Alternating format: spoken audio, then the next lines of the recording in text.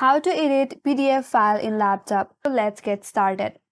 First of all, you have to open up Word in your laptop. Once you open it up, you can minimize this Word. After that, navigate to this PDF file which you would like to edit in your laptop. For example, I have this PDF right here in my desktop. Now to edit this, all you have to do is drag this to Word. After you drag it, this pop-up will appear on your interface that says Word will now convert your PDF to an editable Word document, which will take a while.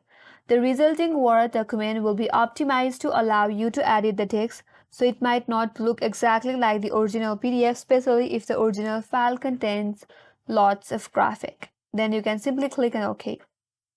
After you click on OK, now you can edit your PDF file. You can see that I can insert text in this PDF file.